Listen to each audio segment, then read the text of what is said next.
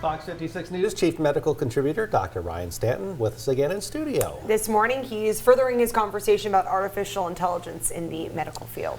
Yeah, we're talking about who's going to lose their job first, and not sure right now it's going to be emergency physicians, but this study suggested it may be possible, and it's the idea behind maybe the headline isn't the meat of the article. So we'll dive into it. A closer look at the new AI versus physicians study right here reveals a very different story than many of the headlines suggest. Researchers evaluated whether artificial intelligence could generate accurate differential diagnoses from emergency department patient charts. But we're saying that the study doesn't really reflect how emergency medicine is actually practiced.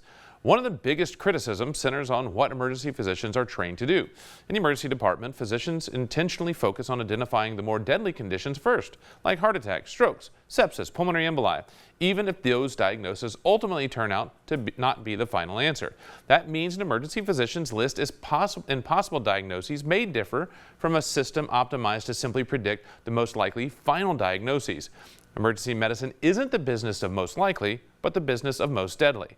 Critics argue that study measures diagnostic matching rather than other patient safety or other abilities to avoid catastrophic misses. Physicians also emphasize that it did not independently triage patients, interview them, perform examinations, or decide which tests to order. Instead, it analyzed information already collected by emergency care teams. AI may eventually become a value support tool, but caution that overselling its capabilities too early risks misleading the public about the complexity and possibilities of emergency care. So that really is what it boils down to. As though AI is a huge tool that can augment emergency medicine and medicine in general, right now it's not ready for prime time in terms of taking over for your physician. How do you guard against leading AI with whatever questions you ask? You know, sometimes if you don't phrase it the right way, it'll give you the answer it thinks you want to hear instead of maybe the correct answer. And that's absolutely true. What we've seen with AI, especially with some of the more recent research, is the fact that what information you put in really guides the AI in terms of what it pushes back out.